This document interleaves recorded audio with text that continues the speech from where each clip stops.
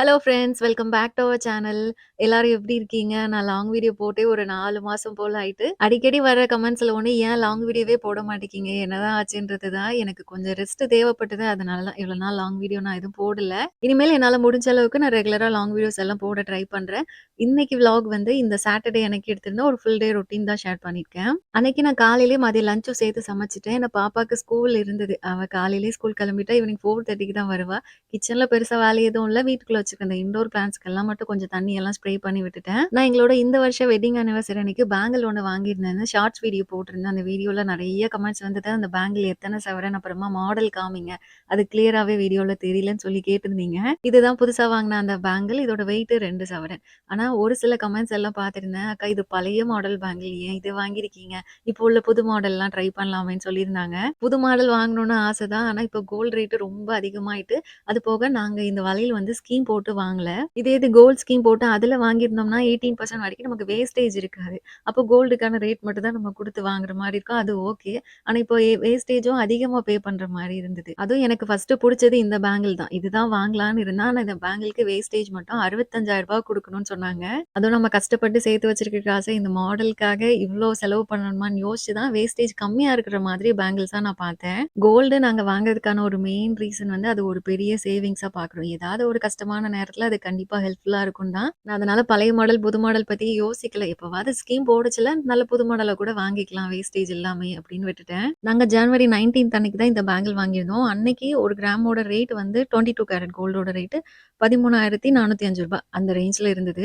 இப்போதான் March month start ஆயிருக்கு. ஒரு 2 மாசம் கூட ஆகல. ஆனா இன்னைக்கு கோல்ட் ரேட் வந்து ரூ. 15,600 பக்கம் போயிட்டு, இந்த பேங்கிள்க்கு வேஸ்டேஜ் பார்த்தீங்கன்னா 6.9% போட்டாங்க.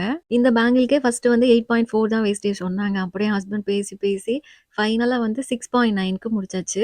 நான் இந்த விளாக் சேனல் ஸ்டார்ட் பண்ணதுக்கு அப்புறமா எங்களோட இந்த கல்யாண நாள் அப்போலாம் கோல்ட் ஷாப்பிங் வீடியோ போடப்போ, கண்டிப்பா இந்த மாரி ஒரு கமெண்ட் வரும். "ஏன் உங்களுக்கு மட்டும் கோல்டு வாங்குறீங்க? உங்க ஹஸ்பண்ட்க்கு ஏன் வாங்குறதே இல்லன்னு?" அவங்க கோல்டு போடுறதுல அந்த அளவுக்கு இன்ட்ரெஸ்ட்டே காட்டுறது கிடையாது.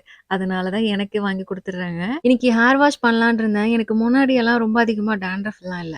ஆனா லாஸ்ட் ஒரு 2 மந்த்ஸா டாண்ட்ரஃப் ரொம்ப இருக்கு. அதுவும் ஒரே இச்சிங்கா இருக்கு. அத நம்ம தலையில கை வச்சாலே போதும் டாண்ட்ரஃப் கீழ விழுறது கூட தெரியுது. அதுவும் டாண்ட்ரஃப் வந்ததுலேருந்து முடி கொட்டுறதும் ரொம்ப அதிகமாயிட்டு, எப்ப தலையில இழுத்தாலும் சீப்புல, கீழன்னு அங்கங்க முடியா தான் இருக்கு. இத சரி பண்ண வேற ஏதாவது ஷாம்பு மாத்தலாமான்னு யோசிக்கிறப்ப தான் பேர் anatomy anti hair fall shampoo பார்த்தேன். இந்த ஷாம்பு 5 டைம்ஸ் நம்மளோட ஹேர் ஃபால கண்ட்ரோல் பண்ணுமா. ஏன்னா இதுல அடினோசைன் இருக்கு. அது ஹேர் ஃபால பிரிவென்ட் பண்ணும். ஹேரோட திக்னஸ் அண்ட் டென்சிட்டியையும் என்ஹான்ஸ் பண்ணும். அப்புறமா இதுல பெப்டைட்ஸ் இருக்கு. அது நம்மளோட ஹேர் தின்னிங், பிரேக்கேஜ் எல்லாம் ரெடியூஸ் பண்ணி ரூட்ல இருந்தே நம்மளோட ஹேர ஸ்ட்ரென்தன் பண்ணும். இந்த ஷாம்புவ நம்ம யூஸ் பண்ண ஸ்டார்ட் பண்ணி ஒரு 2 வீக்ஸ்லயே விசிபிளான ரிசல்ட்டும் தெரியும். எனக்கு இப்ப டாண்ட்ரஃப் நல்லாவே குறைஞ்சிருக்கு. என்னோட ஸ்கேல்ப் பாருங்க எவ்ளோ கிளீனா இருக்கு. டாண்ட்ரஃப் குறைஞ்ச மாதிரி இப்ப ஹேர் ஃபாலுமே நல்லா கம்மியாயிட்டு. அதுலயுமே டிஃபரன்ஸ் தெரியுது. நீங்களும் ஹேர் ஃபால் இஷ்யூ ஃபேஸ் பண்ணிட்டு இருக்கீங்களா? டாண்ட்ரஃப் அதிகமா இருக்குன்னா, கண்டிப்பா இந்த ஷாம்பு ட்ரை பண்ணி பாருங்க. இந்த ப்ராடக்ட்டோட டீட்டெயில்ஸ் எல்லாமே டிஸ்கிரிப்ஷன் பாக்ஸ்ல குடுத்துருக்கேன். செக் பண்ணிக்கோங்க. அன்னைக்கு மதியம் சாப்பிட்டுட்டு நான் ஒரு 2 மணி நேரம் போல தூங்கிட்டேன். முன்னாடியெல்லாம் நான் தூங்க மாட்டேன்.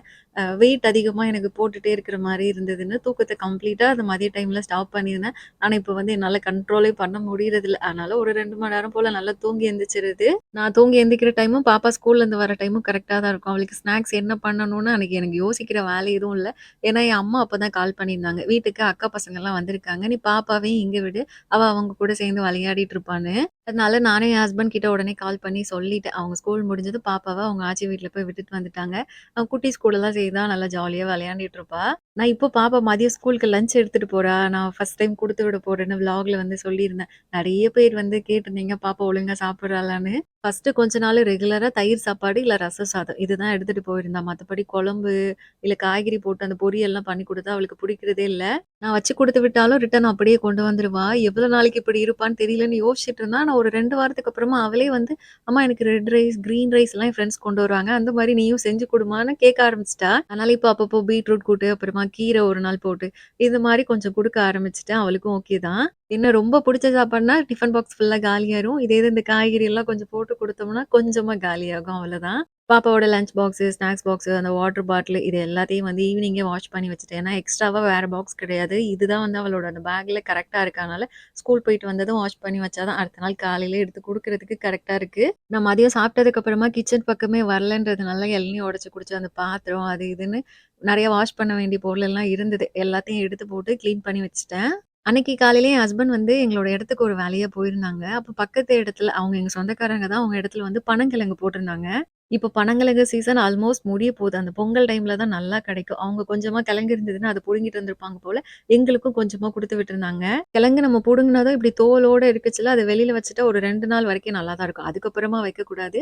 நான் காலையில கொண்டு வந்தது நான் நைட்டு போல தான் அவிக்கவே ஆரம்பிச்சேன். நான் முன்னாடியெல்லாம் பெரிய பாத்திரத்துல வச்சு தான் கிழங்கு அவிச்சிருக்கேன். எங்க அம்மாவும் அப்படிதான் செய்வாங்க. ஆனா இப்போ வந்து அம்மாவே வந்து ஒரு டைம் குக்கர்ல வச்சிருந்தாங்க. நல்லா தான் வந்திருந்தது. இன்னைக்கு எனக்கு கிழங்குமே ரொம்ப கம்மியா தான் இருந்தது. ஒரு 15 கிழங்கு போல தான் இருந்தது. அதனால குக்கர்லயே வச்சிரலாம் அப்படின்னு நான் அந்த தோல் எல்லாம் எடுத்து, வேரெல்லாம் வெட்டி கிளீன் பண்ணிட்டேன். நம்ம பெரிய பாத்திரத்துலலாம் வச்சு அவிக்கிறப்போ, கிழங்கு வந்து எந்த அளவுக்கு ஹைட் இருந்தாலும் பெருசா பிரச்சனை இருக்காது. ஆனா குக்கர்ல வைக்கிறப்போ, அதுக்குள்ள குக்கருக்குள்ள போகணுன்றதுனால, கிழங்குல மேல கொஞ்சம் ஒல்லியா இருக்கும்ல, அந்த போர்ஷன் கொஞ்சம் அதிகமாவே நான் கட் பண்ணிட்டேன். அப்புறமா நான் இந்த ஒரு விஷயம் கண்டிப்பா சொல்லணும்னு நெனச்சுட்டே இருந்தேன். டெய்லியும் நான் ஷார்ட்ஸ் வீடியோ போடுறப்போ, அதில கமெண்ட்ஸ்ல வந்து நெறைய பேர் ட்ரெஸ் லிங்க் கேட்குறீங்க.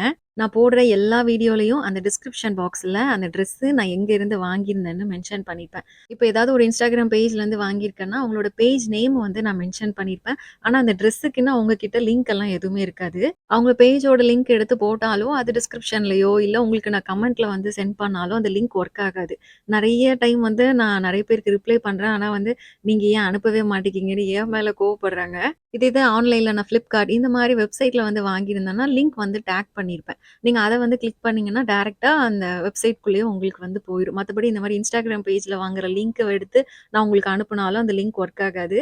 அதனால தான் டிஸ்கிரிப்ஷன் பாக்ஸ்ல அந்த பேஜோட நேம நான் மென்ஷன் பண்ணிறேன். நீங்க Instagramல அந்த பேஜ் நேம் போட்டு செக் பண்ணீங்கன்னா, உங்களுக்கு வந்துற போது. நீங்க அவங்க கிட்ட கேட்டு அந்த ட்ரெஸ் இருக்கா? இல்லையான்னு பார்த்து வாங்கிக்கலாம். அப்புறமா ஒரு சில ஷார்ட்ஸ் வீடியோலலாம் சொல்லியிருப்பேன். நான் யூஸ் பண்ற இந்த ப்ராடக்ட்டோட லிங்க் வந்து டேக் பண்ணியிருக்கேன் அப்படின்னு சொல்லியிருப்பேன். நெறைய பேர் டேக் பண்ணியிருக்கிறதுனா என்னது? அந்த ப்ராடக்ட் எங்க இருக்குன்னு கேட்குறீங்க. நீங்க ஷார்ட்ஸ் வீடியோ பார்ப்பீங்கல்ல, அந்த வீடியோவோட மோஸ்ட்லி ரைட் கார்னர்ல இந்த மாரி அந்த ப்ராடக்ட்டோட ஃபோட்டோ உங்களுக்கு தெரியும். நீங்க அத கிளிக் பண்ணீங்கன்னா, எத்தன ப்ராடக்ட் டேக் பண்ணியிருக்கனோ அது எல்லாமே லைனா வரும். நீங்க உங்களுக்கு எந்த ப்ராடக்ட் வேணுமோ அத கிளிக் பண்ணி போனீங்கன்னா, டைரக்ட்டா அந்த வெப்சைட்குள்ளயே போயிரும். ஒரு சிலருக்கு இந்த டேக்கிங்கே காமிக்காம இருக்கும். மேபி நீங்க YouTube ஆப் வந்து ஒரு வாட்டி அப்டேட் பண்ணி பாருங்க.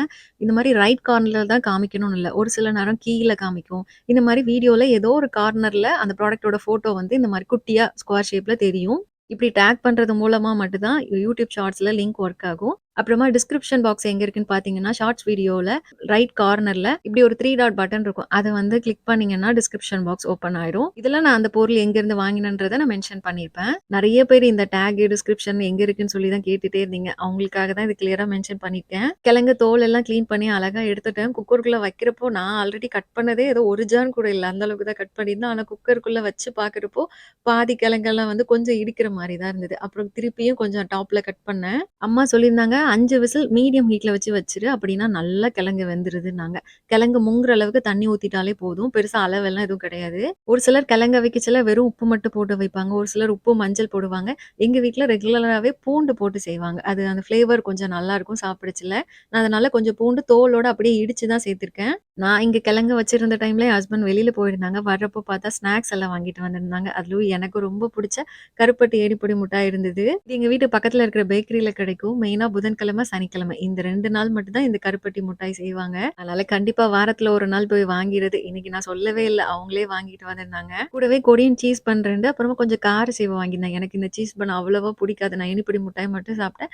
என் ஹஸ்பண்ட்க்கு ரொம்ப ஸ்வீட் சாப்பிடுறது புடிக்காது. அவங்க அந்த கொரியன் சீஸ் பன் சாப்பிட்டாங்க. கிழங்கு சாப்பிடலான்னு பார்த்தா இந்த ஸ்நாக்ஸ் வந்ததுனால இதே சாப்பிட்டதிலேயே கொஞ்சம் வயிறு ஃபுல் ஆயிட்டு, குக்கர்ல 5 விசில் வந்து பிரஷர்லாம் ரிலீஸ் ஆனதுக்கு அப்புறமா தான் நான் ஓப்பனே பண்ணேன். இப்ப கிழங்கு சூப்பரா ரெடி ஆயிட்டு. ஆனா நைட்டே வந்து இத ஃபுல்லா சாப்பிட முடியாது. ஏன்னா நாங்க வீட்ல 2 பேர் தானே இருக்கோம். இப்போ சாப்பிடணுன்றது அப்புறம் நாளைக்கு காலையிலக்கு ஒரு 2 அத மட்டும் வச்சுட்டு மத்தத ஒரு ஜிப்லா கவர்ல போட்டு ஃப்ரிட்ஜ்ல வச்சுட்டோம்னா, 1 வாரத்துக்கு நல்லாருக்கும். கிழங்கு நம்மளுக்கு அடிக்கடியும் கிடைக்காது. அதனால கிடைக்கிறப்போ இந்த மாரி வச்சு சாப்பிட்டுக்கலாம். அன்னைக்கு டே இந்த மாரி தான் போச்சு. இந்த விளாக் உங்க எல்லாருக்கும் புடிச்சிருக்கும்னு நெனைக்கிறேன். புடிச்சிருந்தா இந்த வீடியோக்கு மறக்காம ஒரு லைக் பண்ணிட்டு நம்ம சேனல சப்ஸ்கிரைப் பண்ணலன்னா கண்டிப்பா சப்ஸ்கிரைப் பண்ணிக்கோங்க.